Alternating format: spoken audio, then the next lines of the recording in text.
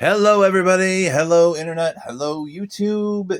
It's me, Sean, once again, here on the Direct Action Gaming channel. What are we doing today? Well, we are doing our second attempt of the refugee scenario. That's right, I tried this scenario once before on this channel a little while ago, and it ended in disaster. I did not survive even a single day, so that's not great. There's no guarantee I'm going to win this time, I suppose, but I would like to survive at least most of the campaign, I hope. Anyway, for a quick recap of what the basic deal is here, we're doing the second scenario from the Tales from the Ruined City expansion for this war of mine. That's the deal. It is called The Refugees, and here's the special sort of scenario sheet in the corner here that you can now see. So, we do have, in a nutshell, a family of refugees. You can see there's like a special refugee hideout card in the middle of our shelter here.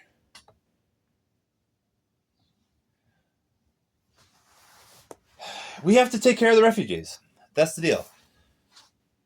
Let's read some of the flavor text, because I didn't do that last time. I noticed.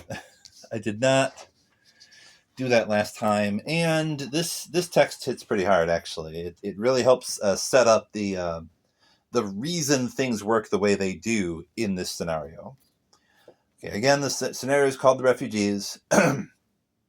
When humanity is put to the test, it is easy to forget about those who are suffering even more than we are. A few remaining members of the minority have taken shelter under your roof. These people have lost all hope. Don't let them lose the last bits of life they cling to. There is a family living in our shelter's hidden cellar. Those people are hated by everyone, sought out by everyone as pests, subhuman, heretics, blamed for everything wrong that happens to everyone else. They are made scapegoats only because of the tone of their skin and their slightly different language, customs, and preference for different clothing. They are people just like we are. We could find more differences between two random passers-by than their folk and ours, and still, it's enough. When hatred and the burning desire for revenge are on the rise and there is no way to let go of them, when there are answers to who or why, any small reason is enough to direct all the anger at those who cannot fend for themselves. These people cannot step outside even for a moment. They are prisoners whose escape would mean immediate and certain death. We are responsible for them now. Only we can gather food and medication for them. We need to care for not only our own survival, but theirs as well. Or, at the very least, occupy them with something so that they can suffer their indignity in silence. Their lives are in our hands. Often enough, saving someone's life takes a truly huge toll. Few people would choose to pay it should they have a choice. Okay. So, the deal here is we are hiding these people under our floorboards. And if you don't get that reference, that's fine, I guess. Let's see here. We have cover, and we have cover is at 4, condition is at 3. Right, floorboards. In a nutshell, this scenario is kind of dealing with xenophobia, a specific type of bigotry, which is generally just a fear of the outsider, a fear of the foreigner, and the text also mentions just sort of scapegoating, or there are lots of problems that Grasnavia currently has These poor folks in the refugee hideout are not to blame for that, but it is easier for many people to blame them anyway, rather than blaming whoever or whatever is actually at fault. We're not gonna we're not gonna launch into a deep political explanation here. We're just gonna say it's xenophobia. People hate these folks. They're different. These two Groznovian survivors have decided to take a risk by taking them in and hiding them, and that's the scenario in a nutshell. We have to protect them, but also survive. We also have Boris the cat. That's right. I'm giving myself a slight bonus because this scenario is going to be a tough one. We're going to have Boris the cat, and he might help us out a little bit sometimes. He might also chase a butterfly out the window. I don't know. We'll see what Boris does every day. We'll check in on him, see how he's doing. Anyway, some other special things. When it comes to the refugees, we have, as I mentioned briefly, we have condition and we have cover. Condition is just, their overall condition. How healthy are they? How much food do they have? How much medicine do they have? Cover is their cover. It's how well hidden they are, because people are looking for them. That leads me to something else that's special about the scenario. There were cards that were removed from the visitors deck and the night raids deck, and they were replaced with some special cards for this scenario, which basically represent like search parties that are looking for the refugees and not us. So they aren't going to hurt the survivors or take our stuff in the shelter here, and I guess that's nice, but we're still going to lose the scenario if the search party discovers the refugees that we have hidden within the shelter here. So, and that got me thinking, besides how careless I was in the last scenario, and I might as well explain that really quickly right now.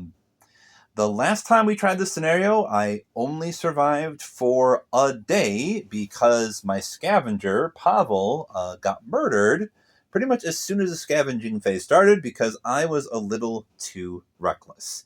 And that was a major problem because another special thing about this scenario is you only get 2 survivors, hence Boris the cat. We're not the visitors deck, as I said, was altered. We removed all of the arrival cards from that deck. So there is 0 chance that we are going to be getting additional survivors by going outside for the day. And some of those search party cards are in the visitors deck. So there's an extra risk. If we go outside, we might run into a search party. These search parties, I believe, the way this works is they kind of represent random events that may very well reduce the cover of our refugees. So after having explained all that, I think in a nutshell, the main goal of this scenario is to try and keep both the condition and the cover of the refugees as high as possible, while also trying to take care of our Groznovian survivors. And, also make sure that they don't die. And be really careful with them because, again, there's only 2 of them. And we will not be getting another one. So if one of them gets really messed up and is about to die, that's kind of the end of the scenario. They have some special text here which pretty much tells you that, like, hey, you can cry uncle in this one and just say, yeah, I guess we can't do this because it's basically impossible to finish this game with only 1 survivor. Additionally, we will have to go through 6 days on this one, guaranteed, because another thing you do for setup is you have 1 ending event card, and that is the ceasefire, so we know when the ceasefire will happen. We know when we're going to get to it. But we also have 5 normal events. So we also know there are 6 days we're going to have to survive through. Whereas I've noticed in most of these scenarios, you will have 3 random events and then 3 ending events. You would shuffle the 3 ending events, which kind of means you might end up only having to do 4 days.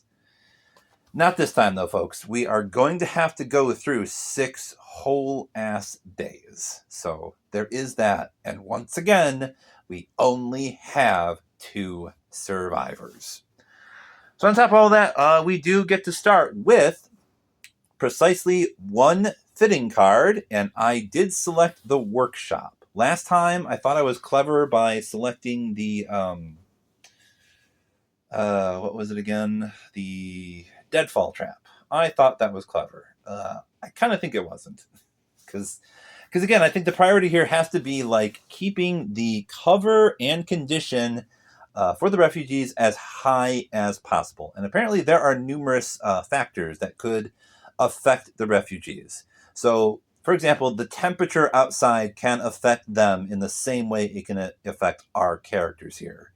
So there is a chance that, like, if it's too cold out and we don't have the temperature managed here in the shelter, the refugees will suffer because of that. So we want to get some board ups as soon as possible.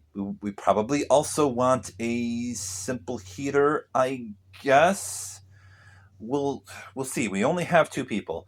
Now, another thing to mention is the refugees can help us. That's another incentive for taking care of the refugees. We will have these refugee help tokens that we can use that will effectively mean like an extra action during one stage of the day phase. So that's cool. But every time you ask the refugees to help you, that may be one extra action, but it's also going to reduce the cover of the refugees because they have to leave their little hideout to go do a thing for you. And that's another reason why we want to keep their cover and their condition as high as possible, because there are all sorts of random things that can bring those down on top of us actively requesting their help to like get stuff done during the day, right? So those are all the things we need to take into account.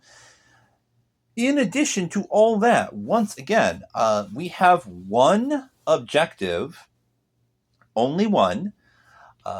So this kind of works the same way it did in the other scenario that we did on this channel already, Blood in the Snow.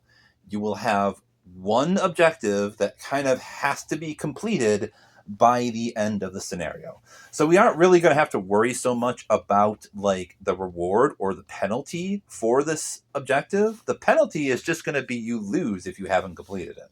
That's all there is to it. So this objective must be completed by the end of the game, or no matter what else we did, we lose. So it's kind of just making the game a little more challenging than it already is. Once again, on top of all of that, there is a special Dawn Phase card that we are going to have to check at the end of each day. We had something similar with the Blood in the Snow scenario as well. It's a bunch of conditions that you will check at the end of the day. And much like in Blood in the Snow, this kind of represents some other people that are in your shelter that you don't like directly control. It's for the refugees. We're checking conditions for the refugees. And one thing that I definitely noticed is that on the bottom of this card, it says lower the condition by 2. So on top of just everything else, on top of that, no matter what, the condition of the refugees will go down by 2 every single day. So there is that. Okay.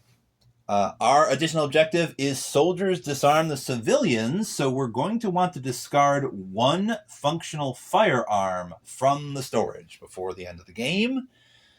The survivors that we have, besides Boris, of course, is Anton, the professor of mathematics, and Marko, the firefighter. So we do not have Pavel, the soccer player, and Marin the garage owner like we did last time, which kind of sucks because I did like having Marin. I did like the idea of having him and a slightly better chance of getting more goodies from the pokeabout thing. It's always a challenge coming up with enough wood and components to build the things that you need in this game. But anyway, we do have Anton and we have Marko. Marko is a pretty solid character. He does have an inventory of 5. He does have a prowess of 2. And oh gosh, besides that, it's his spirit condition B and C. If he is ill, you just lower his illness by 1. Marko is kind of a tank. I kind of like Marko. So we do have him. His hunger starts at 1. Anton's misery starts at 2. And that's kind of why that I guess that brings me to what we actually selected to take with us. What we have in the shelter to start with. By default, you kind of start with 2 water. You also get a bunch of parts. You get 2 mechanical parts, 2 electrical parts, 2 weapon parts, and 10 wood and 10 components. So that's a decent amount of material to build things right from the very get-go that we could just use at the very beginning here. You also get a grand total of 20 random tokens. Well, not random. You get to select whatever the heck you want from the box as long as it is 20 or less. So what I selected for this time, I decided once again to err more on the side of caution. We have selected a shovel, some raw food, 3 books, and a filter. So the reasoning here is, I think pretty much from the beginning, we're going to ditch the raw food and 2 of the books. That right there will increase the condition of the refugees by 1 and also increase their cover by 2. Because you increase their cover by 1 when you toss out 2 books, but their condition and cover will increase when you give them some raw food. That is how that works. Food is, if you can believe it, food is kind of the best thing to give them. And if you can give them canned food, that is definitely the best. It increases their condition by 2 and their cover by 1. And as I was explaining earlier, we do want to keep that condition and cover as high as we possibly can. So, like many objectives in this game that you have to sort of work towards, you can decide to ditch resources towards that thing at any time, which means we might perhaps begin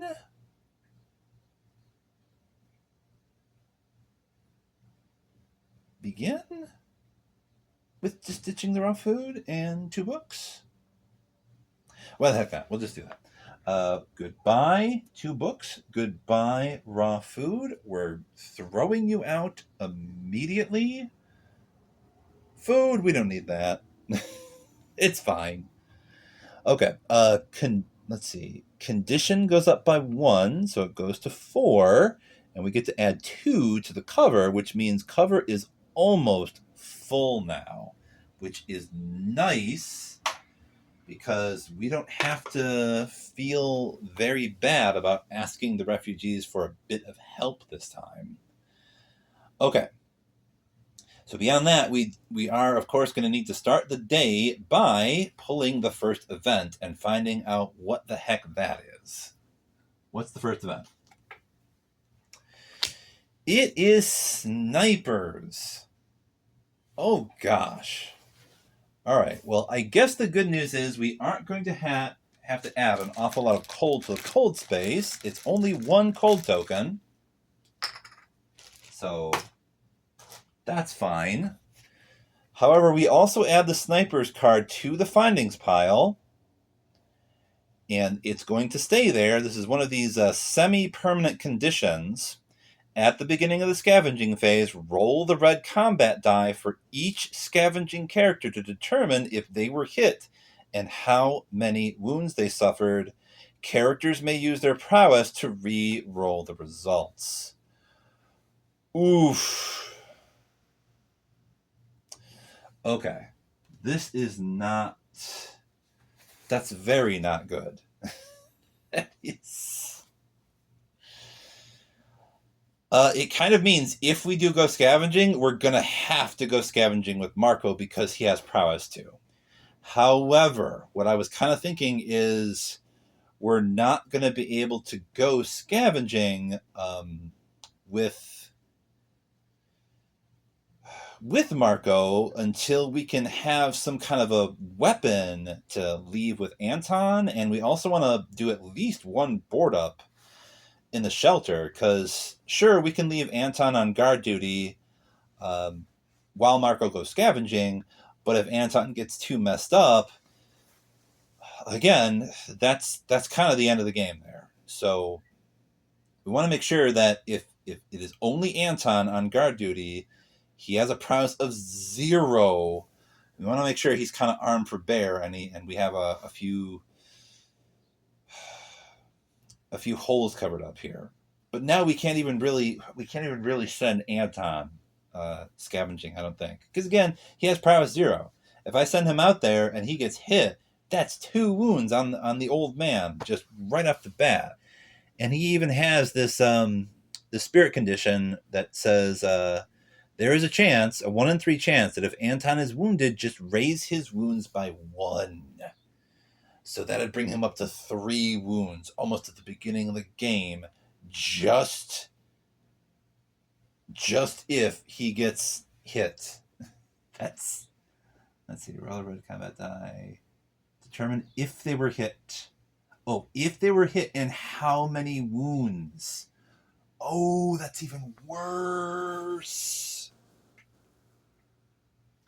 What that literally means is it could be anywhere from 2 to 3 wounds. You could take 3 wounds if you go scavenging. Whew. Anyway, with all that out of the way, we did add 1 cold token. The snipers is there. It is now the day phase. And the good news here is, I suppose, we do have 2 characters starting out with all 3 of their actions. So we can do all 3 stages. We can check on Boris. We might be able to get a little help from our little buddy Boris. We can also ask the refugees for help to get some extra actions. So that is really cool. Let's check in on Boris from the get-go. We could use some help, Boris. Are you going to help us today, Boris, or are you just gonna wander off as cats do sometimes? Let's roll the die of fate, see what happens with Boris. We do get a 5, and that does mean Boris decides to be nice. He takes pity on Anton, and he kind of rubs up against the old man's leg. Makes the old man feel good. He had a cat once upon a time, I suppose. He likes Boris. That's nice. We get to reduce Anton's misery by 1. That is awesome.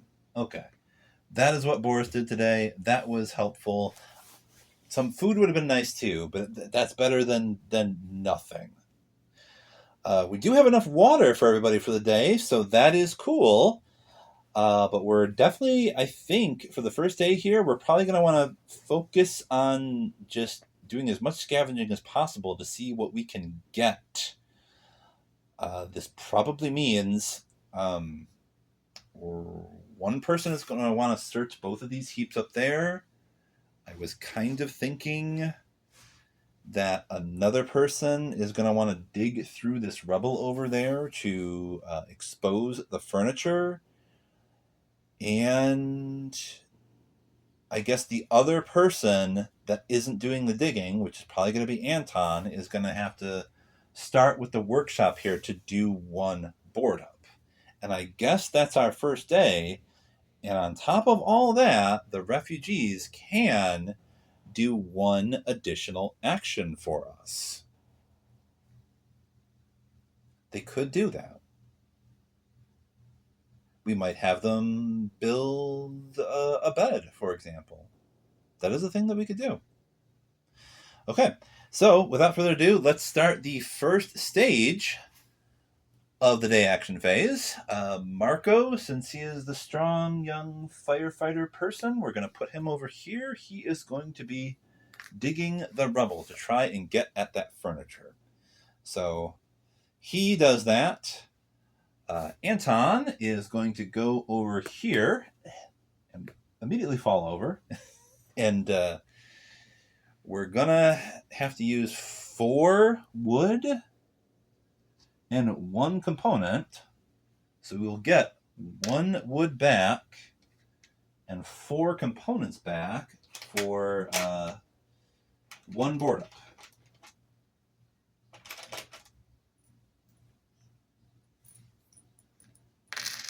Okay. I get to take one of these board up tokens out.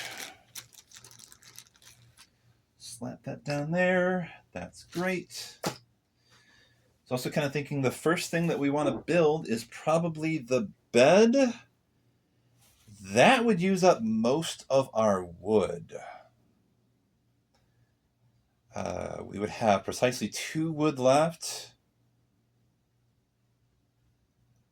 And I guess 6 components. A bed is going to be kind of key, I think.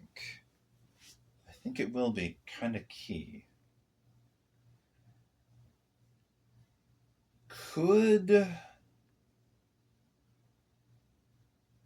also do a rainwater collector.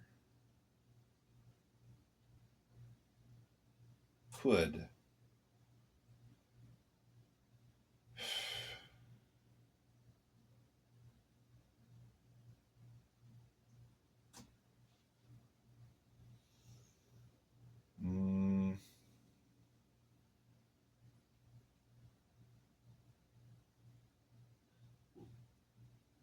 Nah.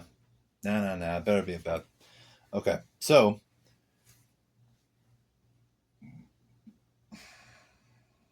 let's see here. We're going to get rid of the things required for the bed. So 4 wood and 3 components. We'll take 3 components out of here and get 1 wood back. We ditch that.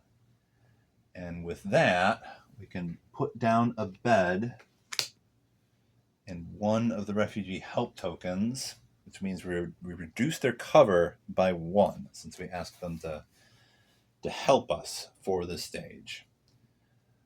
Okay, so that stage is over.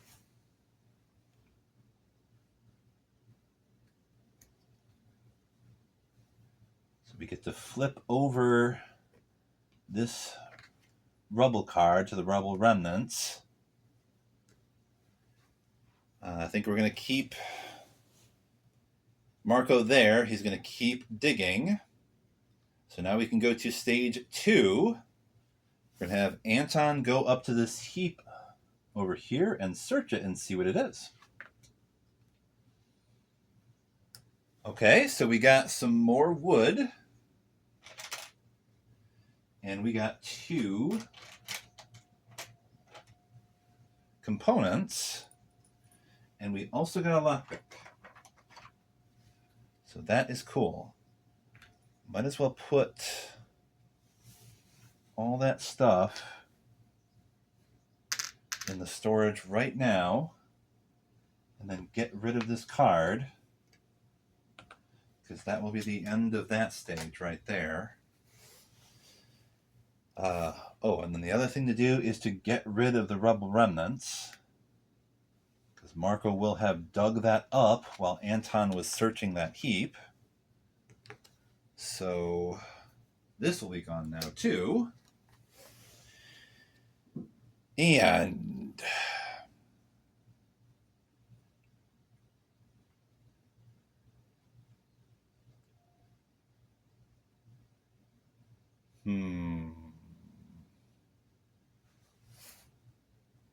rainwater collector is going to require only 2 wood 5 components.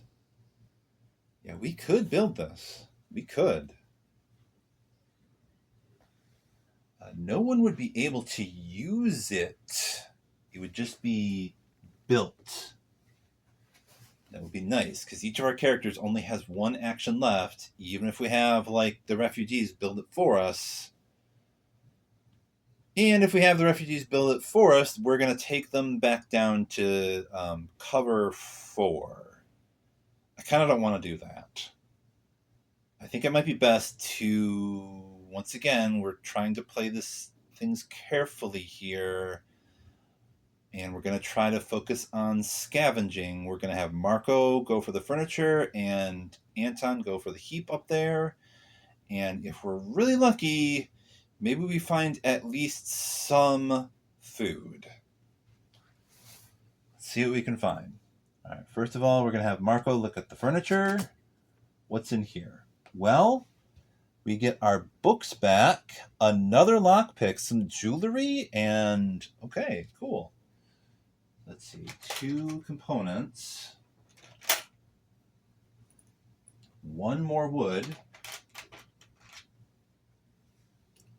2 books. We get those 2 books back that we tossed out. A lockpick and jewelry. Well, that is nice. Okay.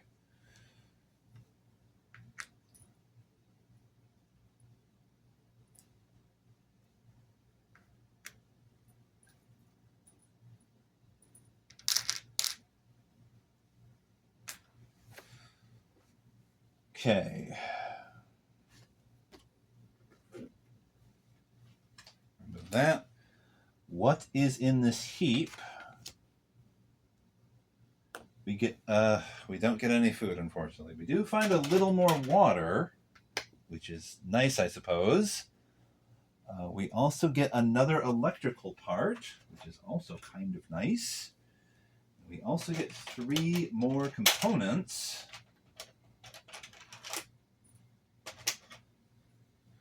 Which means we're going to get to take 2 from here and then just put down 1 over in the storage times 5. The rest of these back in the box. That means we've got 13 components and 8 wood total. Okay. Already decided we are not going to have the refugees do another thing. As tempting as that is, we do have 2 more refugee help tokens. And that would be cool. In theory, we could do that, but that would bring their cover down to 3. I do not like that, because we have no idea what's going to happen during the rest of this day. If the day actions phase is over, I guess that means we're going to put this refugee help token away. And we're also going to put these guys over here. We're going to have to do the dusk phase, which means they do get to drink, which is nice, but we don't have any food, which isn't. That means Marko is going to go up to hunger 2, and Anton is going to go up to hunger 1.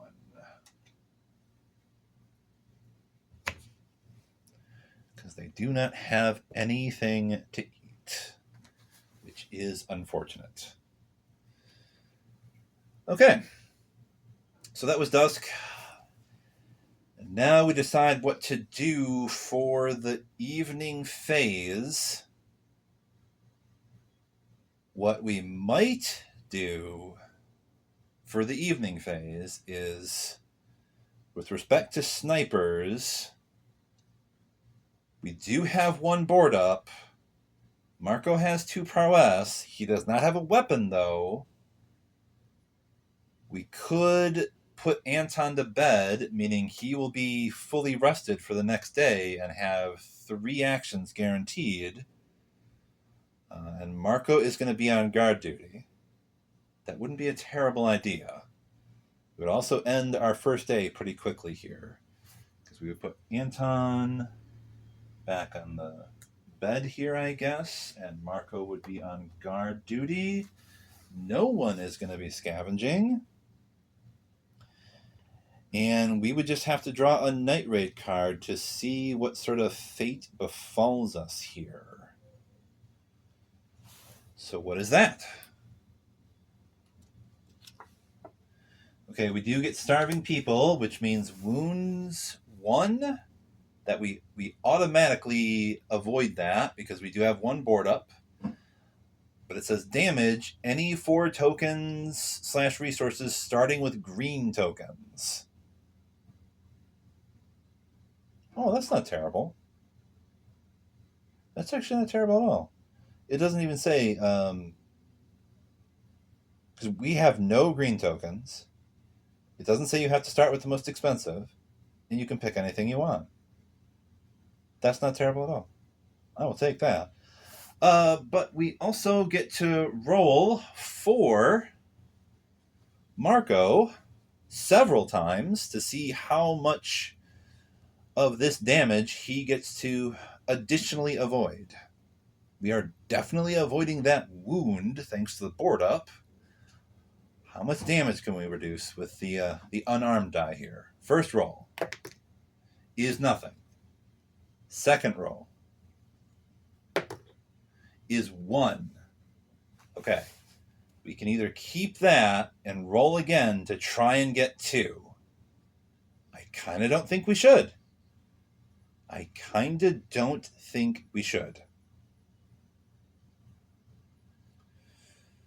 It would mean we're going to have to get rid of 3 things from the storage here.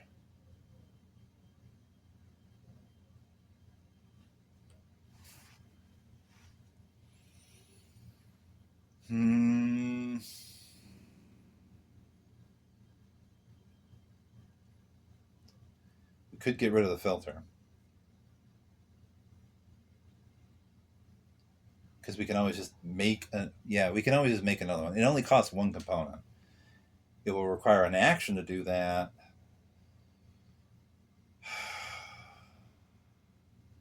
We could also get rid of the weapons parts, because we can't really use those for anything right now until we have a metal workbench. I would really like to make a metal workbench, though, because then we could possibly make a hatchet. Can also get rid of resources, though. I really don't want to do that.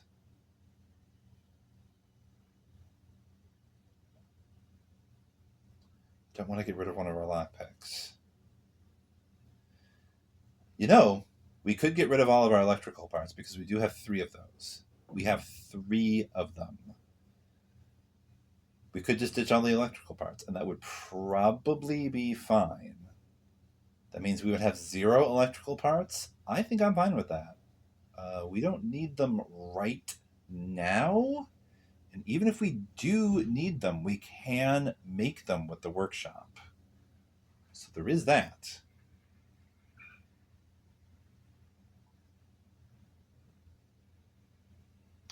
Yeah, I think I'd much rather get rid of electrical parts. We're going to do that. We're going to keep all of our books. It's tempting to just get rid of the books, but I would like to keep all of those. Probably get rid of 2 of them as well to increase the cover by 1 again.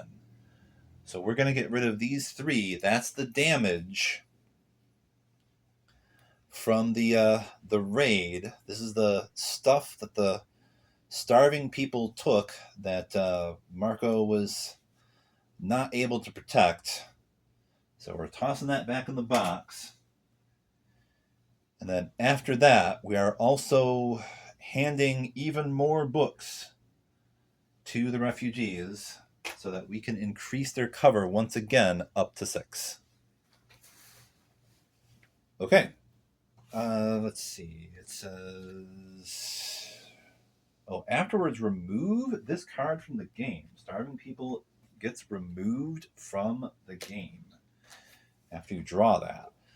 Okay, well, since that's the end of the night raid phase, we now go to the dawn phase. Wrong deck. What are the conditions that we check? The dawn phase here. All right, so we roll the black die if the result is equal to or lower than the amount of cold tokens minus board ups. Oh, that is nice. This kind of means we get to ignore the first one because we do have one board up, and the cold token is the cold token level at the moment is only at 1. So that means technically the cold is just at 0. So the refugees do not get sick at all due to coldness, thanks to the board up. Now make the cover roll using the black die. If the result is higher than the current cover of the refugees, lower the cover by 3. Okay, so we raised it to 6. If it's 7 or more, we have to lower it by another 3, which brings it all the way down to 3. It's a 1, so we're good on that. Okay. Next one is, if the condition is 1 or 2, nope. If the condition is 5 or 6, it's not. But I guess this reminds me now. If we can get their condition up to 5 or 6, we can raise the cover of the refugees by 2. That's kind of nice. But we are going to have to lower their condition now by 2. Since it's at 4, it goes all the way down to 2. That is not great at all. Means we are going to have to find something to increase their condition tomorrow. Pronto. Okay. So we resolved that. Now we draw the fate card for the end of the day.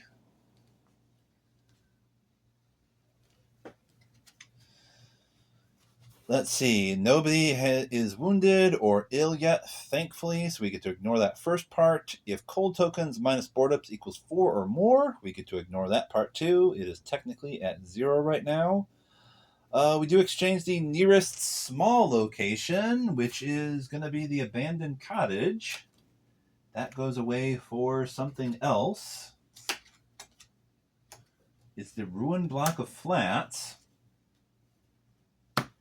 We do also have the city hospital here, which we could trade. We could go there to trade to get some meds for the refugees. That is a thing we can consider. Meds will raise their condition and their cover by 1. We really need something to raise their condition. We really, really do. At the moment, we don't technically have anything that will raise their condition. On us, at least, anyway. Resolve weight tokens, we can't do that. And resolve spirit A on all character cards. So that means Anton, if there's at least one book in the storage, and there is, we can lower Anton's misery by 1. Oh, right. We're going to have to increase fatigue for apparently both Anton and Marko. But we do get to completely remove Anton's misery, because apparently the old man just kind of stayed up tonight and was reading, and I guess that made him happy. But he's a little tired because he was just reading late into the night. Marko, Spirit A, if any character in the group is hungry, level 3. Nobody is. We're only at hunger 2 for Marko, so we're good on that. Boom. That is the fate card resolve for the end of the day. Now we're going to draw narrative action cards. Can we draw the ton of food card? Maybe. We need some food. Let's see here. What do we got? Ooh, we get valuable trinkets and or secret storage. We are taking valuable trinkets. That is nice. Secret storage is definitely tempting. It's definitely tempting.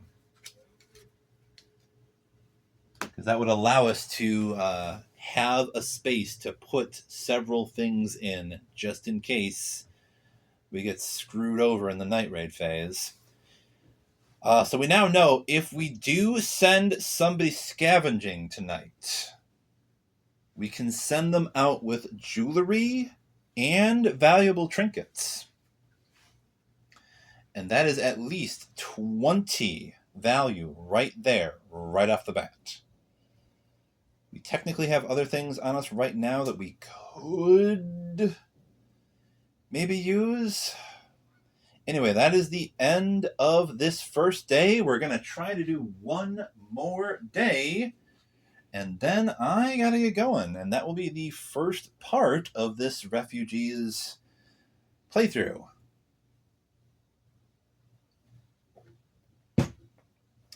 Although we are apparently going to need to find some way to raise their condition by the end of the day, or we are kind of screwed here. We got to find some...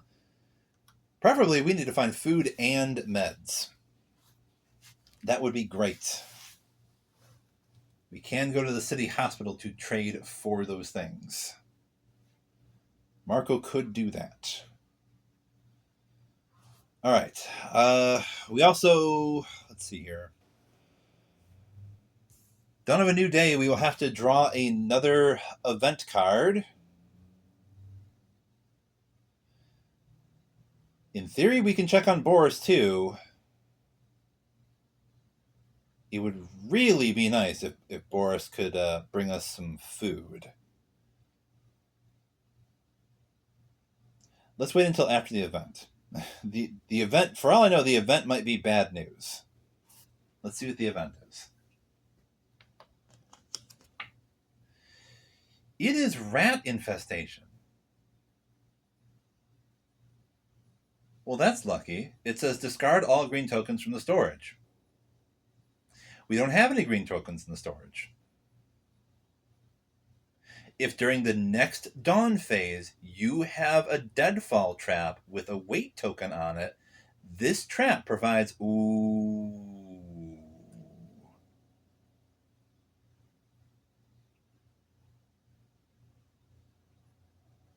Okay, so we now have an infestation. We now have an incentive to build a deadfall trap today. That's what we have. We also had 2 cold tokens to the cold space, so we are now up to 3. Snipers are still out there. Each character only has 2 actions. Refugee cover is pretty gosh darn high, though. We're up to 6. So we can ask for some help from them.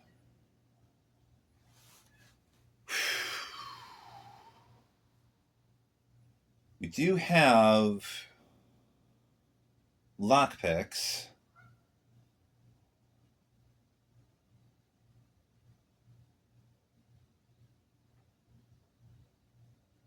Let's see here. What do we do?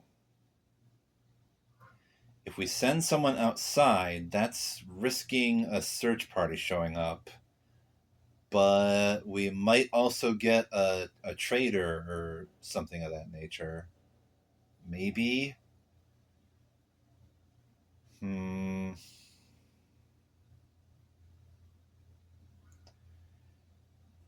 probably want Marko digging again.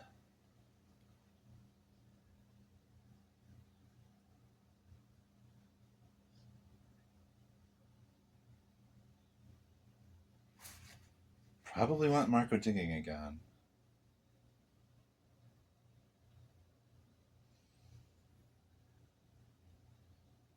We want to build something. We want to build that deadfall trap. We could have the refugees do that. And we could have maybe Anton build a rainwater collector at the same time.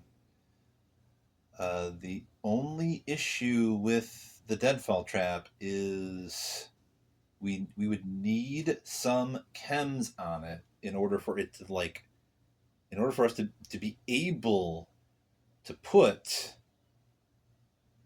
a weight token on there. We do not have any chems. We do not.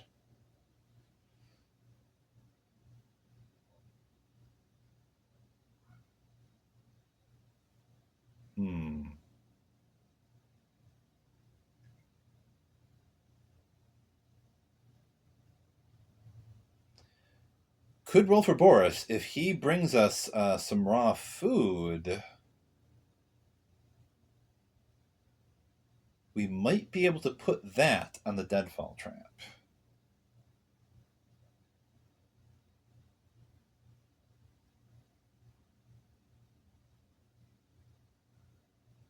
That means we would get at least one food, if not possibly 3 raw food by the end of the day. That would be kind of huge. But once again, we don't have enough food right now, and we also don't have enough water. This is kind of bad. This is sort of making me wish that I had gone out scavenging last night, especially since the raid was really not all that bad.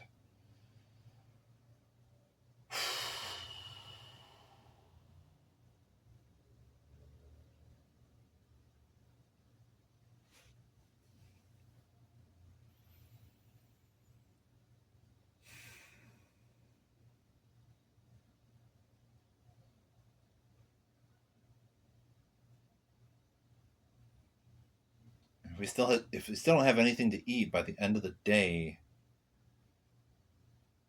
Marko's hunger is going to go up to 3. Anton's will go up to 2. And since we only have 1 water, we're going to have to roll for somebody. Somebody isn't going to drink if we don't find more water. Which we kind of won't, because everything is basically... Everything is kind of closed off for us now.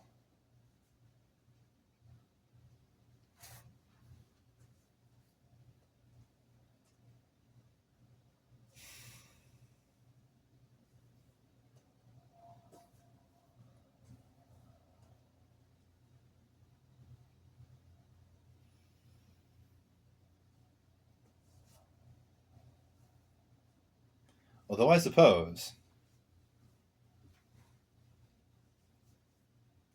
Let's see, it says the refugees help us. During the day actions phase, you may use up to 3 refugee help tokens during this phase. They are treated as 3 additional characters, each having 1 action. This means you may use them to perform 1 to 3 additional actions during each day actions phase. Oh, I wish I'd known that.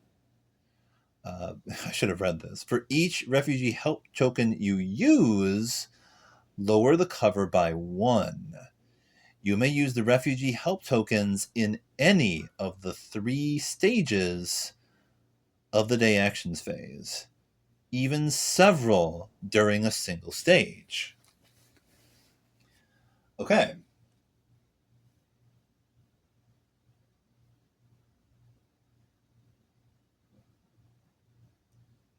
Yeah, we might as well just use 1, I think, to...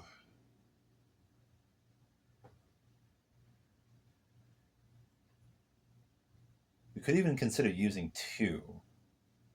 Well, no. I was thinking, okay, we could use 1 with the shovel to dig this. And while they're digging that...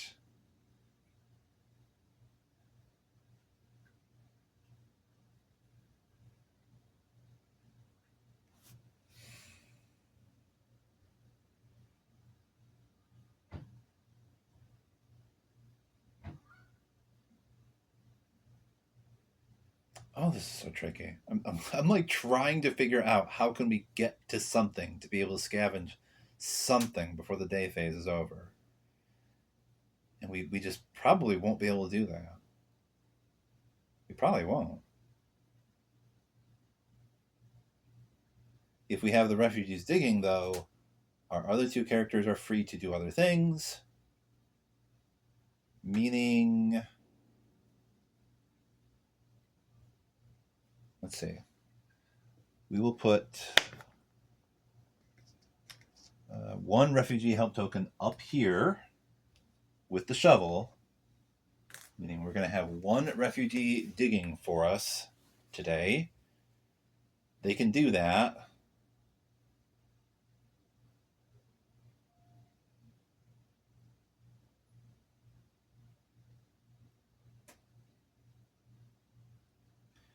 Wait a minute, though. I think it says... Ooh, okay. Now I see what this means. What we could do, instead of putting it up there, we could put the token and the shovel down here. A refugee would be digging through this and still have one action left over to search that heap, meaning we might get something from that before the day is over. So we will have to see what that is.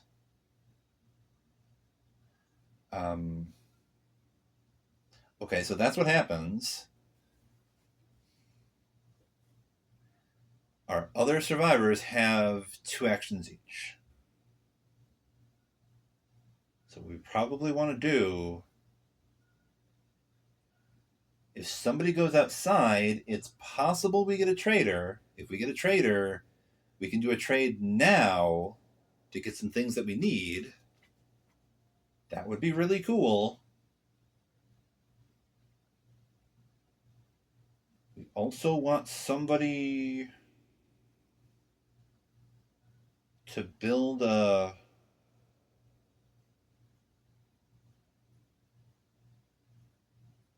Should probably prioritize the deadfall trap.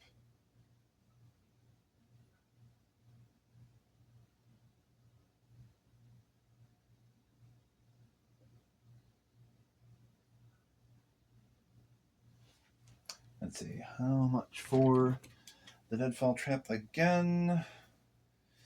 Let's see, that would be 2 mechanical parts, 5 components, and 2 wood.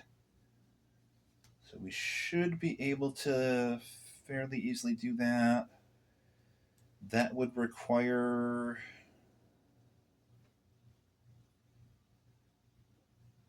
only some of our components and wood, but we'd have to ditch all of our mechanical parts, though.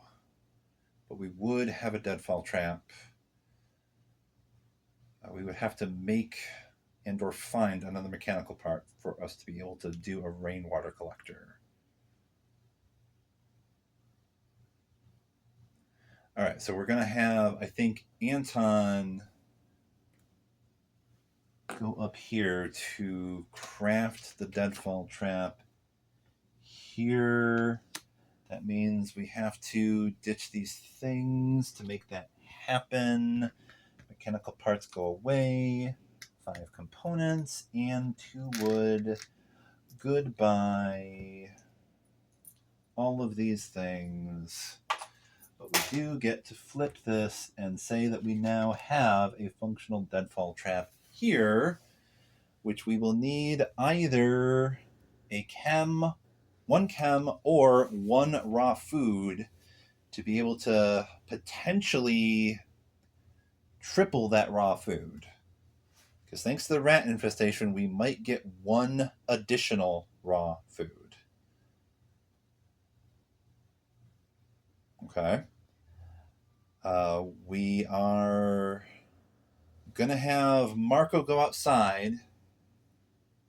We will resolve this one, which means... yeah, we only have to roll that red combat die for the sniper's card if we go scavenging. So we're going to roll the normal sort of die of fate to see if Marko gets tagged. And that only happens on a 1, and we did get a 6. So he is good, but we now draw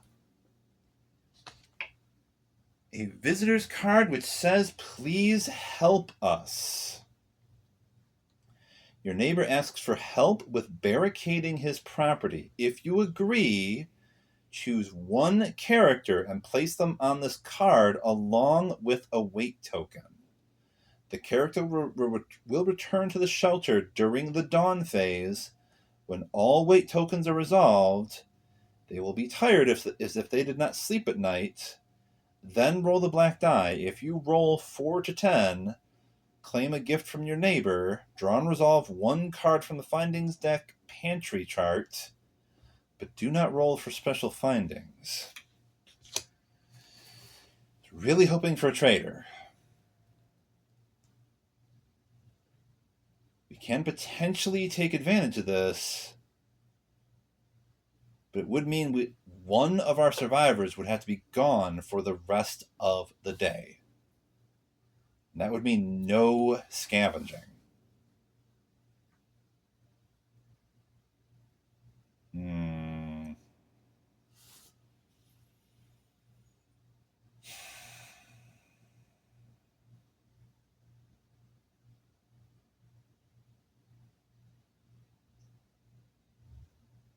Nope, we're going to have to ignore it. We're going to have to ignore this. We have to shuffle this back into the visitors deck. So Marko went on side. Some desperate people said, "Please help us," and he said, "Nope, can't do it. We don't have enough time. Sorry." It'd be nice to possibly maybe get a little thing at the end of the day, but that's just not enough right now. Really wanted to see if we could get a trader so that we could get some things right now. Okay, so we have one more phase for our actual survivors, the refugees. I think we have to bring their cover down by 1 since we're using this help token for the day. Okay, so that flipped over. Each person can now do one more thing.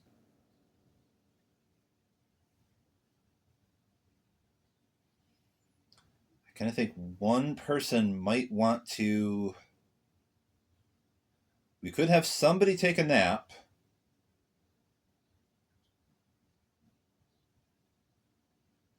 Somebody should take a nap.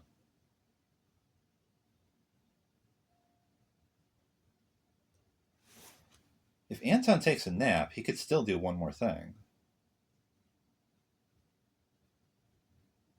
It even makes sense because he's an old man. We could have the old man take a nap and get rid of his fatigue, basically. Which means he can do one more thing. Okay. And then we just decide what Marko will be doing. And I kind of think he is either going to do an additional board up or poke about to get us some extra wood / components. So we only have 6 wood left and 7 components. It would be really nice to have some more board ups. Have one more board up.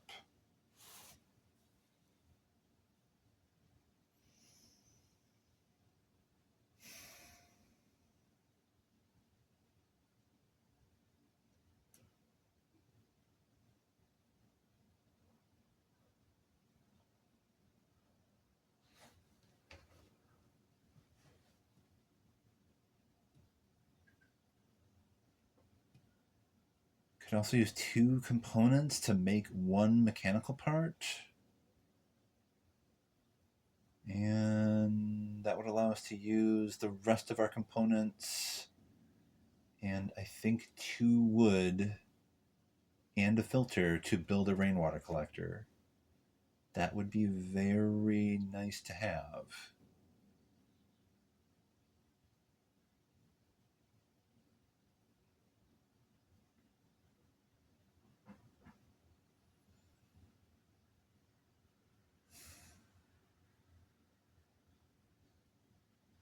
Screw it, let's do another board up. Okay, Marko goes here. We're going to do another board up. We're going to get rid of 4 here and 1 here. So we get 1 back, and we get rid of this 1 component, and we get to put another board up out there. We'll have 2 out of 3 board ups now. Not a wait token, a board up token. There we go. That's the right token. Okay, so Marko is now done for the day. He cannot do anything else. He did his 2 actions, so we put him back on the guard space. We also now get rid of the rebel remnants. The refugees are still... That 1 refugee is still there. And both the refugee and Anton have 1 more action each.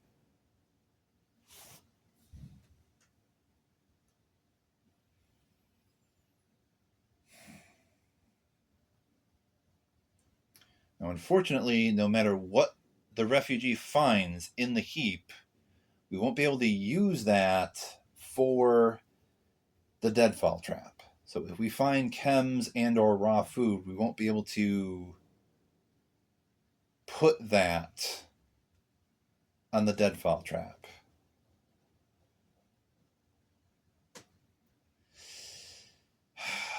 Shit.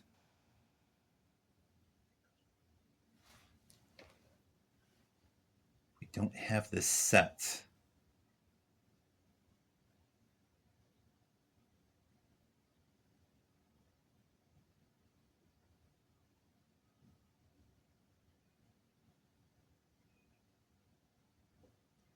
Which we won't. I guess we just won't, because we only have 2 actions. Someone could search the heap, that would be the refugee, and get some things, and someone else could probably poke about, I guess, because there's... yeah, we're going to have to do it that way. Anton does poke about, and the refugee is going to search the heap. We might as well do poke about first. Roll the die to see how much stuff Anton can find. We get an 8, so I guess that's good news. That does mean we're going to get 3 wood/components. We're definitely going to need a lot more wood. We are low on wood. Let's get 3 wood back.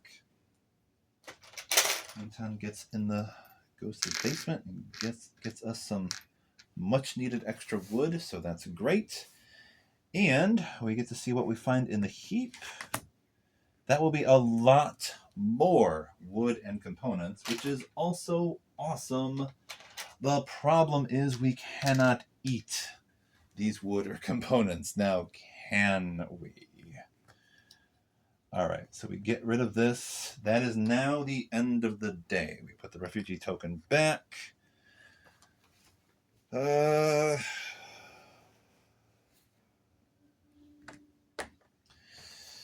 Well,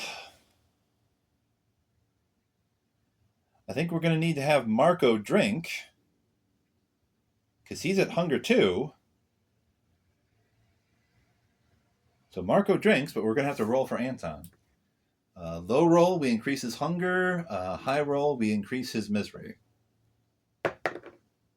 It's a low roll, so we do increase Anton's hunger by 1, which now means, since we don't have anything to eat, we have to increase both of their hunger to 3, which is kind of awful. They are both almost starving now.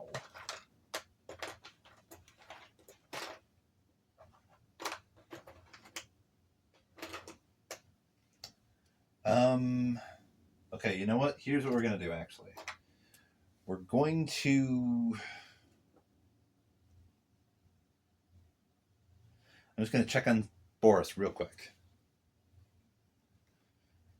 I'm going to check on Boris real quick.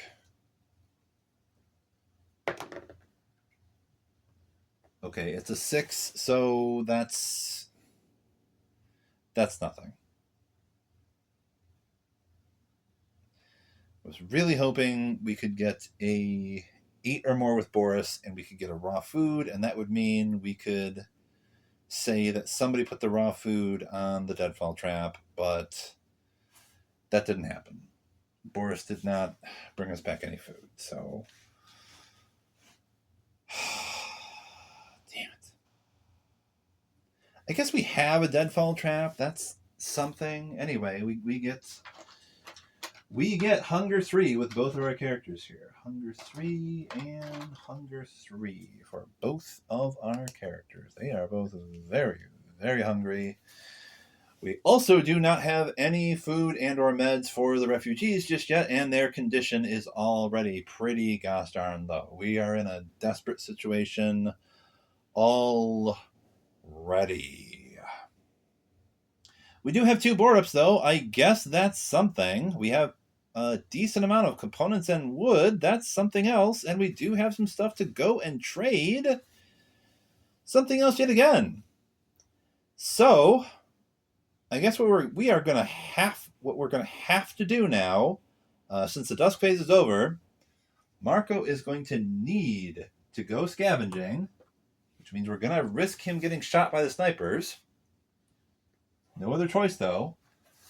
Anton is gonna have to guard, which means we're gonna risk him getting stabbed, perhaps, potentially, during the night raid phase. We do have 2 board-ups, though, so there's a good chance that he does not take wounds during the night raid phase.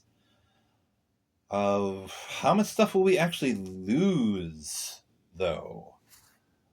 Let's see. We do have a closed door if he goes to the city hospital, so let's have Marko take a lockpick with him. He's also going to take the jewelry and the valuable trinkets. Another harsh lesson we learned last time, the reason Pavel got immediately murdered, by the way, we have all the cards in the residence deck. All the scary stuff is there. He was a little risky. He went into the basement entrance. We failed the noise check. We got a 4. And the top card that we drew from residence was the soldiers. And we found out that if you do not have, I think it's tokens worth 10 or more on you when you encounter the soldiers, they will immediately start shooting you. And once again, we were unfortunate enough to draw 3 soldiers that all had firearms, and they just shot the heck out of Pavel. So that was how Pavel died and how the last one ended. So we've made it kind of another day so far. Things are already kind of desperate, though, because our survivors here are very hungry. We do not have any food. We might as well throw this rat infestation away now. We're going to remove this from the game because we could not put anything on the deadfall trap before the dawn phase. So that kind of sucks. We did not have any chems, or should have taken some chems instead of a bunch of books. I really should have done that. Oh well. That's another lesson learned, I suppose.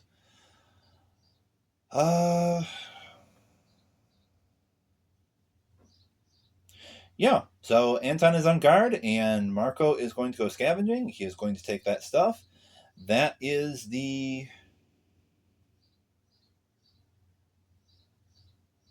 that's the phase there. What we're going to have to do is increase Marko's fatigue by 1, and we are also going to have to increase Anton's fatigue by 1 as well. So he will not have 3 actions tomorrow. That is for sure. I guess that's why it's... I only now realize that's why it's important to have a bed, because neither of your characters are ever going to be able to sleep at night unless nobody goes scavenging. That's the only way both of your characters just... Yeah. We are learning things as we go here. All right, so Before we go scavenging, though, we also need to roll the red die for Marko to see if he gets shot. Does he get shot? Here's the first roll. We get a miss. I will take that. Technically, it's an out of ammo token that only has something to do with combat. It's still a miss one way or the other. I will take it. Cool. So now we get to choose where does Marko go. He's going to the hospital. We are doing that. Let's see. Does he take anything else with him to the hospital? Does he take anything else with him to also trade?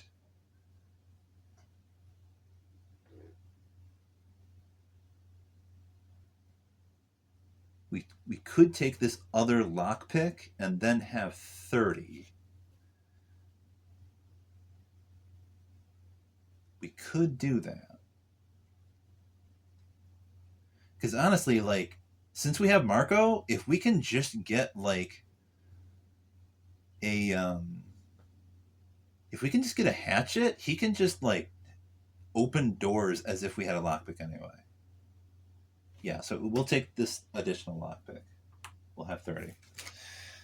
We're gonna have to leave the shovel here, I guess.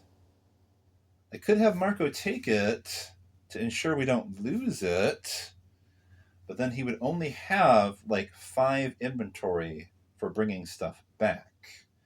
We are going to want him to bring back a bunch of water in addition to hopefully a bunch of food and medicine. That would be great.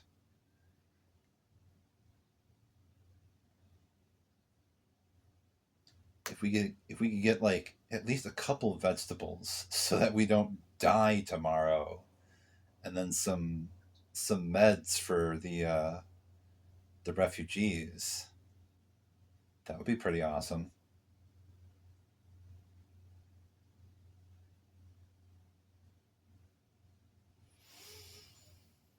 Yeah, we're not going to bring anything else. So Marko is going to the hospital, which means we get 10 cards from the exploration deck. We're going to have to use 6 of those to initiate a trade. 1, 2, 3, 4, 5, 6, 7, 8, 9, 10. All right. So we put 10 cards on the unknown deck. I think that means we're going to be able to Harold. You'll lie down up there. Okay. All right, that's fine.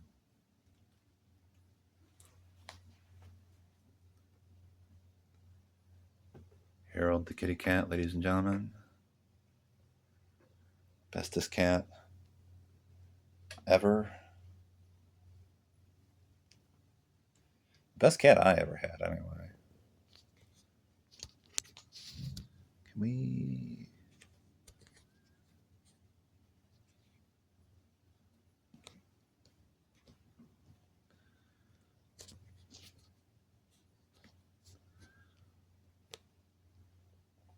There we go. That's kind of good enough. All right, now you get to see Harry on the board. Anyway. All right, so we have 10 exploration cards on the unknown deck. We can potentially explore a bit first to see if we can find some extra things before we start initiating the trade, or we could just try initiating the trade right now.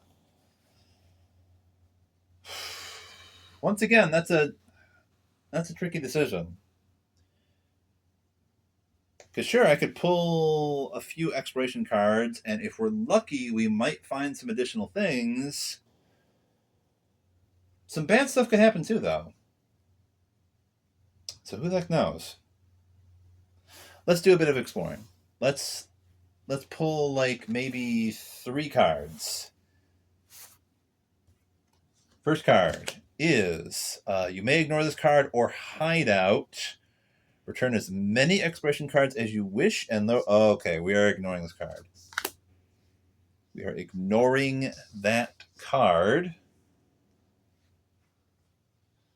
Okay, now we gotta... We're gonna have to move this.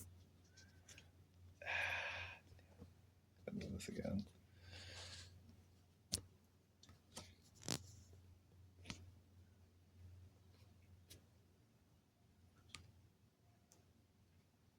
I'll see now. Okay, that was...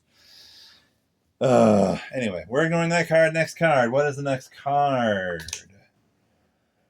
Oh my gosh, we're not looking out here. Climb up. Look for another way. Return 3 exploration cards. Or climb, roll the gray die for each scavenging character. Well, it is Marko. He does have prowess of 2, so we could risk... We could do a risky climb and risk him getting wounded so that we can draw 1 more card before we initiate a trade. Or we kind of have to give up 3 cards, which means we won't be able to do a trade. So I guess he's going to have to do a risk here. So let's roll the gray die. And we do get a miss. So that does mean he does not get wounded. That's cool. He does the climb. What does the next card say? This is the final card we can draw before we do a trade. Are you kidding? Oh my gosh. It stares up. Raise the noise by 2 and roll for the noise. Wow. Okay. Just no findings at all. That's great. It's a 10 at least. I guess we don't... All right. Okay, so now we're going to have to give up 6 cards. And we've got 1 card left, which could be who knows what. But we're going to give up 6 cards so that we can do a trade. I'm going to put them back on top of the exploration deck there. If we get really lucky, it might be a closed door or a basement entrance. And I mean, as I recall, if it's a basement entrance, like, we wouldn't be able to do that. I think you need 3 exploration cards. You need... We'll see. We're going to do the trade. This is why we're here. We're going to do the trade. So we're going to open up the journal here. And it says, go to 303. What does 303 say for hospital trading? Okay, in the ruined buildings scattered around the hospital, something that resembles a marketplace has come into existence. While it's difficult to find weapons or any equipment here, you're sure to be able to buy stolen medicine or food. That's exactly what we need. That is, as long as you have anything of value to trade for them. We do. You may buy any green and yellow tokens here. Oof, the trade commission is 2. Okay, so...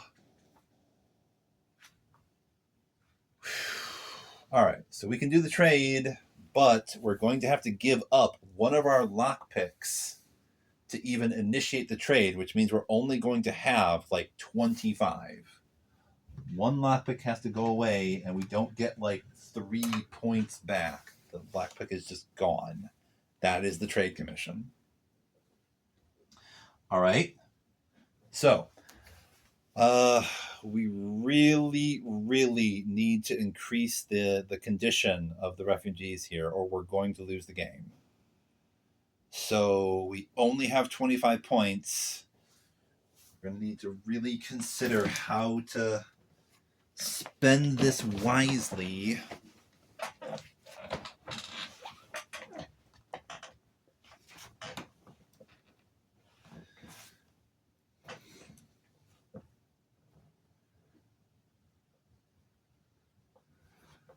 Let's see, their cover is already pretty high. If we...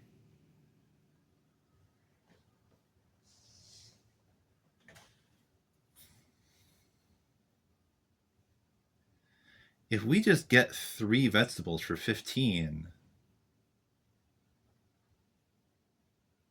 we could also get meds, maybe. And that way we would have vegetables for our people to eat tomorrow so that they don't starve to death. And we could also increase the condition of the refugees by 2. I would really like to be able to increase it by 3. But 2 will have to be good enough for now.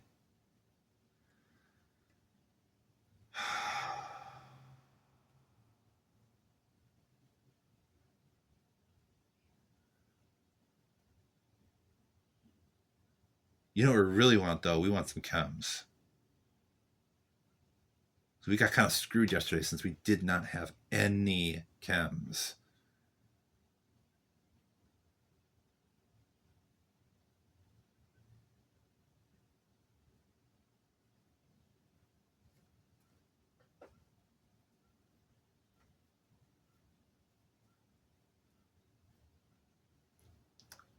Gosh, we only have 25 points.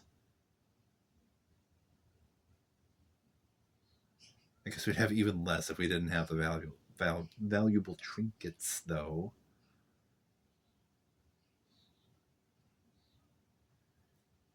Could also trade for canned food, and that by itself would raise the condition of the refugees by 2 and their cover by 1.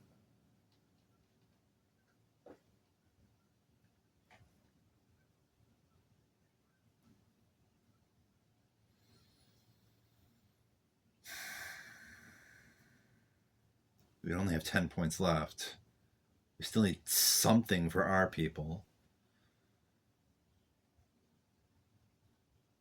We need to bring back some kind of food, like vegetables at the very least.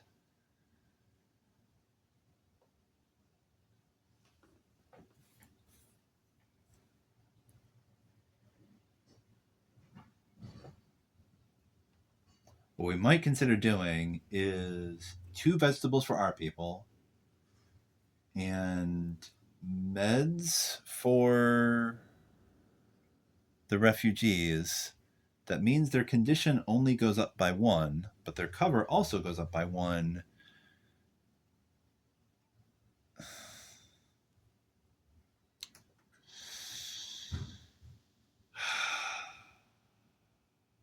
We probably don't have to worry about them getting sick due to coal, because we did do 2 board ups, and the coal tokens are only at 3 so far. So they would only get sick on like a roll of 1. That could potentially happen.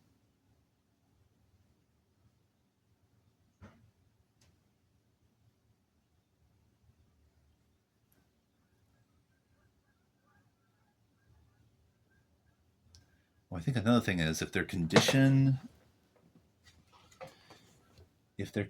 is low by 1 or 2, we would have to lower their cover by 2, as well as lowering the condition by 2.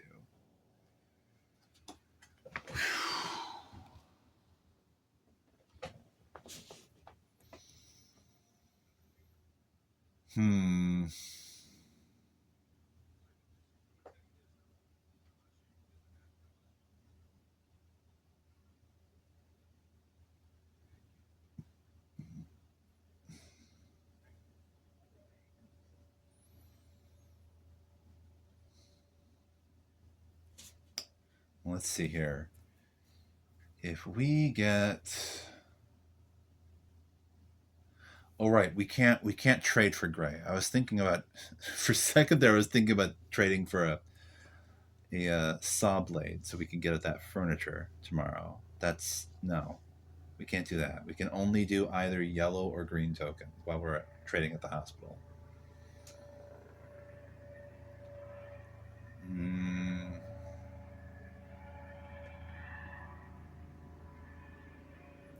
Yellow tokens does mean chems, though. Does mean chems.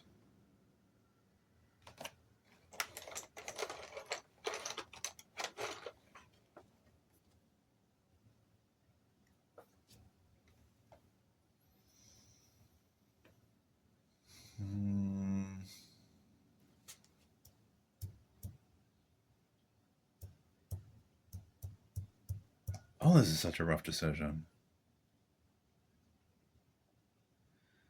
Each survivor is only going to be able to do 2 things tomorrow. So Marko is going to have to use the bed.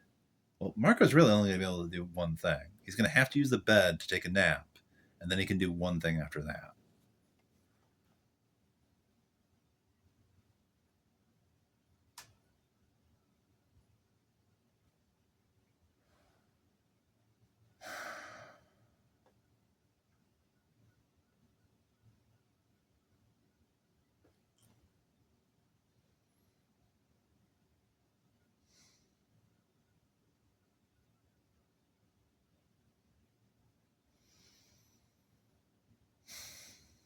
I would really like some chems.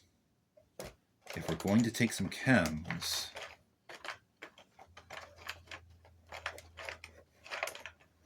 we might as well take 5 of them. We might as well take 5 chems, because we do not need cigarettes or coffee or anything like that. We cannot take gray tokens. So if we take 5 chems for our deadfall trap, that leaves us with 20 points. 20 points left over.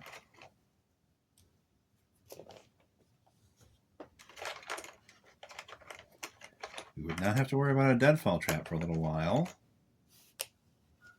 That's 1 thing, I guess. I wish I had these chems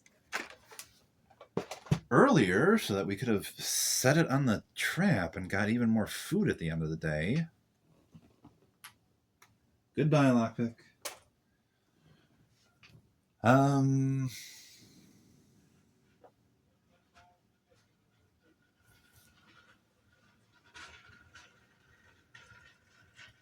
Okay, I think what we're going to have to do, we will have to take 2 vegetables.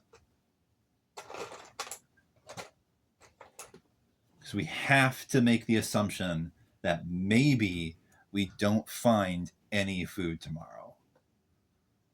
And if we don't, if Anton and Marko do not eat anything tomorrow, they are dead.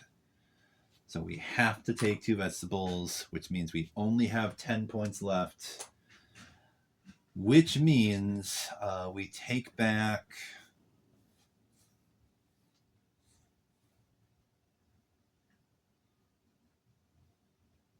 Might as well take back meds, because that doesn't weigh anything. Goodbye, valuable trinkets. Okay, so I guess that's what we do for the trade. That's over and done with. That was an agonizing decision. It was kind of what we had to do, though. It's a safe bet to make that assumption that we do not find any food. What's the final card, though? Oh, great. It's tough luck. You just roll for the noise. Wow.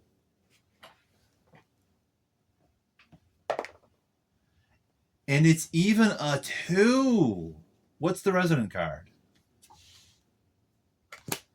Oh my gosh, it's thugs. Combat begins automatically.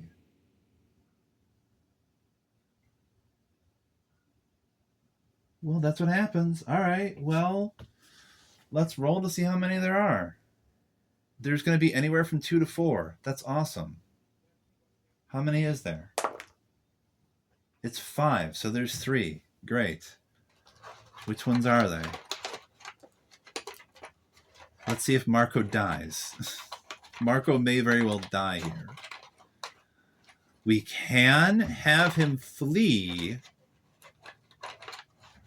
That's another thing I realized from about the last one. I assumed that the only way to stop the combat is go through 1 round and then try to stop it. But actually, you can flee. But that fleeing does mean that all the enemies get to do a backstab, which means you don't get to attack back. They all get to attack you. So it's... The only difference that would have made is Pavel last time around would have been able to leave with his life because he had a special ability that allows him to reduce 2 wounds that he normally would have gotten from combat for fleeing. Anyway, let's draw 3 little tokens here. 1, 2, and also the third one. Okay, we get a... What do we get? What do we get? Jesus, these cards we drew this time. That's great. Tough luck means you can't even choose to end the exploration. It's just a thing that just happens. All right, we get a knife, 2 knives, 2 knives, and a pistol. 2 knives and a pistol. And one guy with the knife has a prowess 2. The other 2 do not. So we might as well roll to see how many wounds Marko gets. If he is dead, that's just the game. He is very likely dead here. So first we roll for the knife guy with 2 prowess. Since the enemy has prowess 2, we kind of have to keep rolling until they get like a hit. And he gets a 3 right off the bat.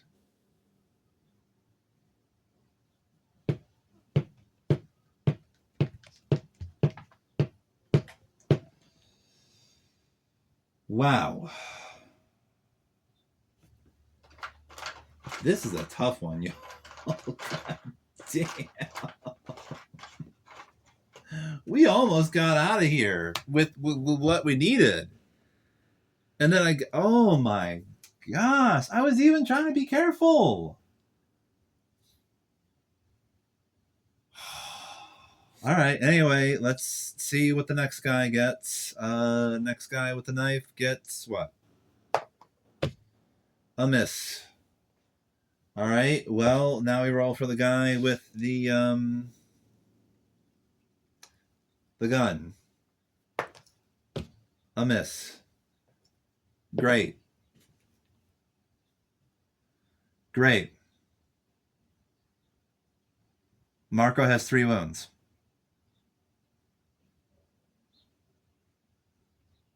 And we have no bandages.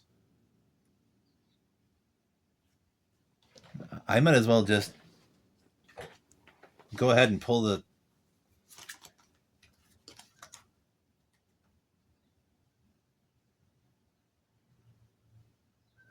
Okay, wounds don't increase, I guess, but like...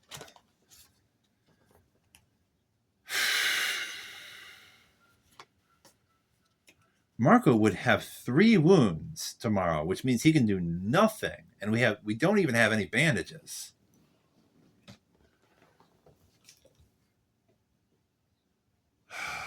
Let's just play the bitter end. We'll see what happens, I guess. Oh my gosh!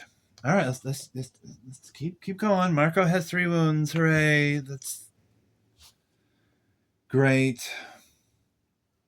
And we still haven't seen what happens in the night raids. What happens with the night raids?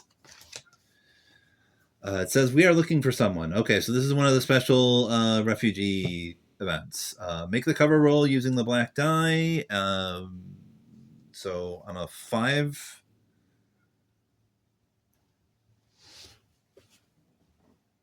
cover roll.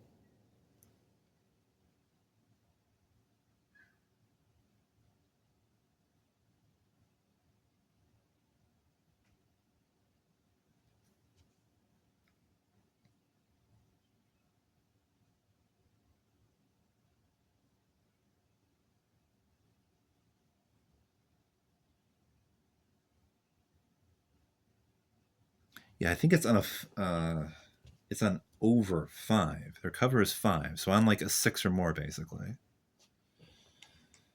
Do we get a 6 or more? We get a 7. We get a 7. Great. There is an option here, though, where you can do fast talk. Whenever you make the cover roll, you may choose to raise the misery of any character present by 1 to lower the roll result by the character's empathy value. And Anton has an empathy of 7. So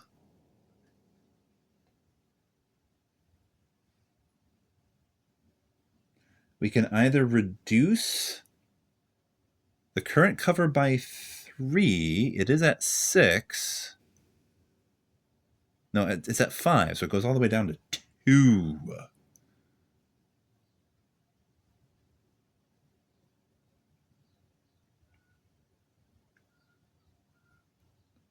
Cover would go up by 1 once we bring those meds back.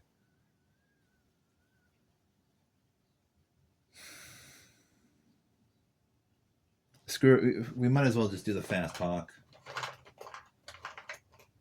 I'm probably ending the game here anyway after what just happened. I mean, we're just trying to finish out the day. Man, this scenario is rough.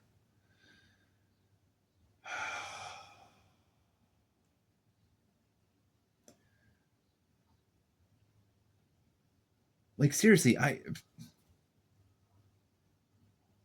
don't recall it ever getting this unlucky when doing scavenging before. Just each time right off the bat pulling like the worst cards, the dangerous people that immediately attack you, just right off the bat. It didn't happen day 1 this time, and technically Marko is not dead, but he almost is. Anyway, we get if we do fast talk, we raise Anton's misery by 1. We get to ignore the roll, which was 7. His empathy is 7, so we're good on that. Anton does some fast talking, and the search party goes away. I guess the good news there is for raising his misery by 1, we don't get any wounds and or damage to the shelter. So that's something.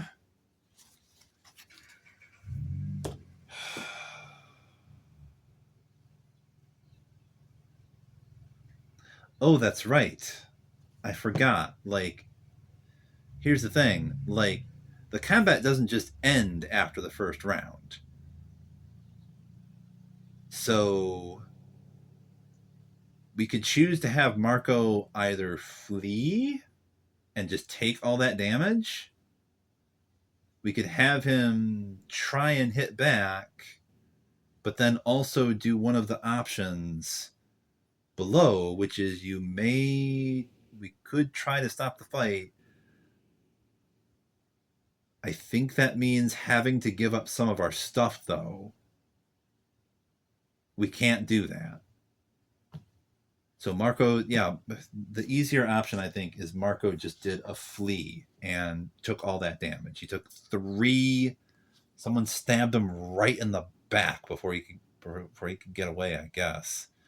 Now he's limping home with all the stuff that he managed to trade for. Gets home. Anton says, yeah, some people showed up, and I managed to trick them. Kind of sucked, though. Anyway, we put these tokens back. Shuffle the thugs back into residence. That just had to be the first card I drew. That's awesome. That's awesome. Of all the other cards in there, thugs, amazing, just perfect. Okay, so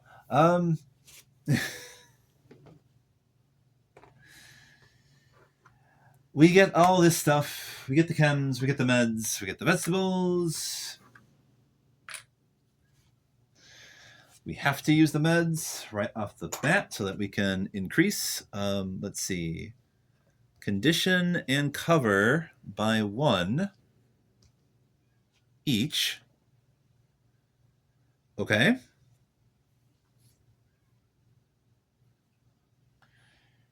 And we're going to have to check this dawn phase card for the refugees again and see. First of all, we have to roll the black die. We have to see if it's a 1 because it's cold tokens minus board ups, which is 2. Do we get a 1? We get a 3. So they are good on the cold roll. We have to make another cover roll. Yet another cover roll, which kind of means I guess you get a guaranteed search party. One way or the other. We have to make a cover roll. So 7 or more. We get a 10. Which means we're going to have to lower their cover by 3. So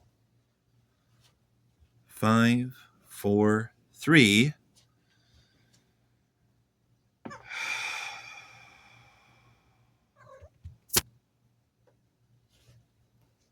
How you doing, Harry? Harry?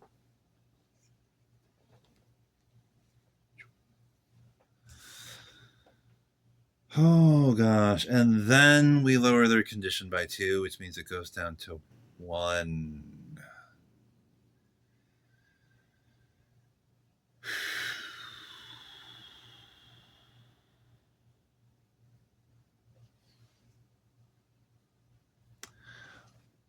What does the fate card say for our survivors? Okay, so I looked at this earlier. The good news is it doesn't say anything about wounds. It just says if anybody's ill, we do something with that. So no. If cold tokens minus board ups equals 4 or more, it's not. It's 1. So at least nobody gets sick. We exchange the nearest location, which is the warehouse. I already know we don't have any weight tokens. We get the garage. Hooray. We resolve Spirit A on all character cards. What does that mean? It means if at least one book is in the storage, we can raise Anton's fatigue by 1 and remove his misery. So his fatigue is now at 2. But we do get rid of his misery, I suppose. Spirit A for Marko. We increase his misery because our hunger is up to 3. Marko gets sad. That was Spirit A.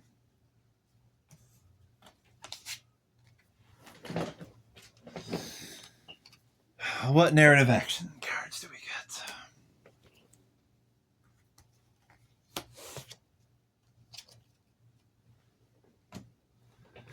We get Handyman or Duty. I guess we're taking Duty.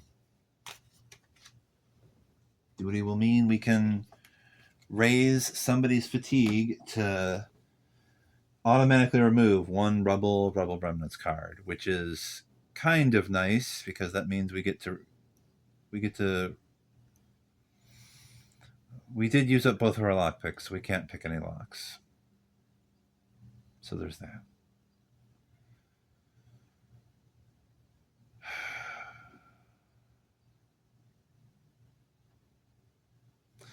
Okay, so I was complaining here. That was bad. That was dire. Marko is at 3 wounds, which means he can do nothing tomorrow. And Anton can do precisely 1 thing. Even if he does take a nap to get rid of his fatigue.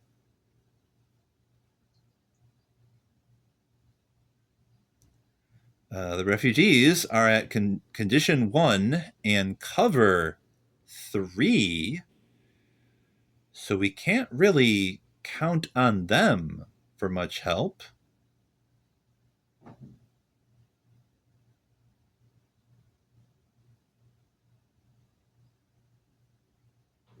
What time is it? Oof. It is 2:40.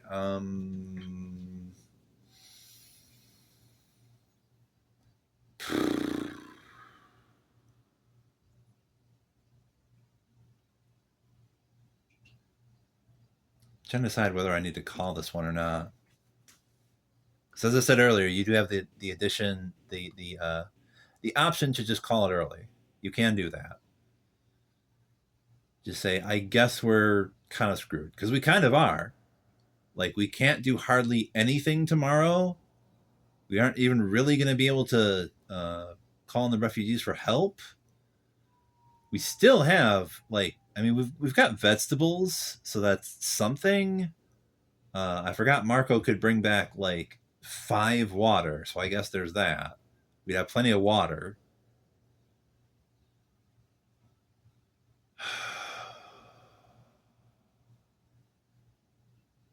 So at least we wouldn't starve to death the next day, but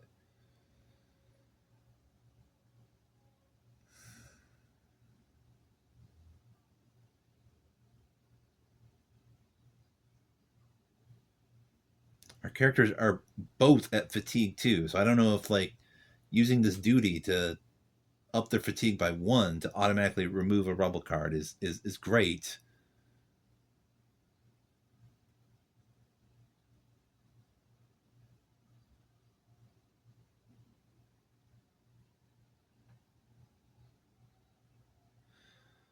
Could use that for Marko, because it says without losing an action. So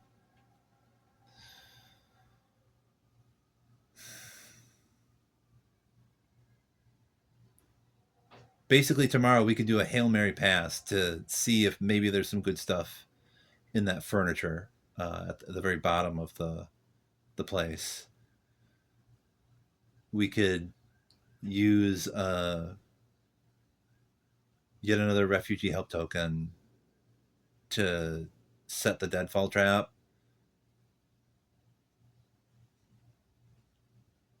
And do a couple other things. The only problem is that would put their cover and their condition would be dangerously low.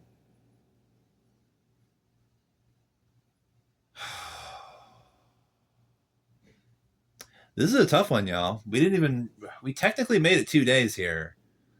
For the hell of it, I'm going to pull the next event to see if it's like an airdrop. It could be an airdrop. It is army deals. And I guess the good news there is it would remove snipers. Bad news is it would max out the cold.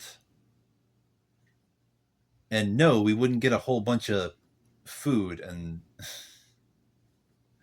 we wouldn't get like a bunch of canned food and meds and stuff that would really, really turn things around for us here.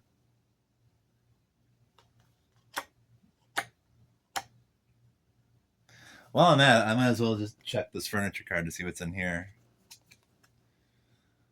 There's meds, but there's no food. There's a bit of water. There's meds. So that would have meant like that would increase the refugees' cover and condition by 1, bringing the cover up to 4 and the condition up to 2, which is not great. And our 2 people here really wouldn't be able to do that much.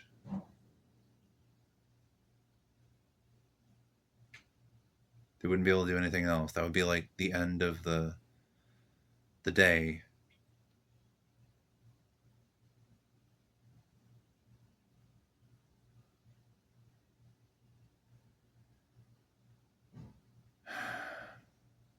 We would have to send like maybe Marko scavenging again with 3 wounds. Which means if he gets another wound while he's scavenging, like he'd be dead and the game really would be over.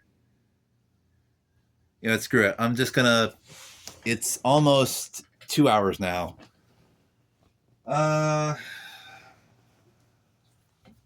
This one is really tough.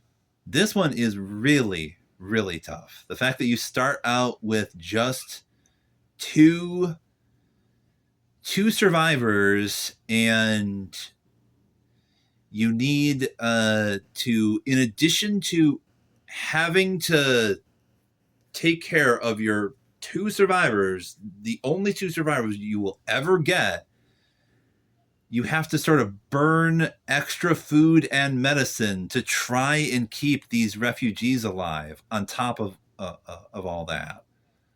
This is just very tricky. Very, very tricky. I'm starting to think like maybe a deadfall trap from the beginning with some chems would have been the better option to make sure that you do have like at least some consistent food every single day to give to the refugees, I suppose. That would have helped to have that for that rat infestation. We could have had potentially like 3 food there. Yeah, we're going to call this. This is attempt 2, and instead of trying to do an attempt 3, we're just going to go on to the next scenario to see what that is like. I guess I'm going to have to try at some point to beat this one on my own, because unless I actually somehow defeat it, I'm never going to find out what's in that sealed envelope. Because once again, we do have sealed envelopes for each one of these additional scenarios here. And I did talk a little bit last time about how I did beat the Blood in the Snow scenario, and I found out that like the reward is literally like these reward cards that you will get inside the sealed envelope that you can now just sort of add permanently to the game. So we've got 1 extra narrative action and 1 extra fitting, which is actually a trap card. We can lay a trap now in the shelter to avoid night raid phases potentially. It's something you have to build. It's pretty cheap and easy to build, but you would have to like make a roll of like 7 to 10 when the night raid happens. It's still fitting that you would have to put down on an empty space somewhere. And if the trap is successful, you will get to ignore the night raid phase, but you then have to toss the trap out and build it again. So there is that. Yeah, once again, really, really tough scenario. We got, once again, very, very unlucky here, though, I think, because of all the cards that we drew when we were scavenging. Like, we drew not a single findings card to potentially get extra stuff beyond the things that we had to trade. And then that tough luck really messed things up, because Marko took just a stab right in the back as he was, so we had to limp back with barely enough to keep everybody alive for maybe 1 more day. But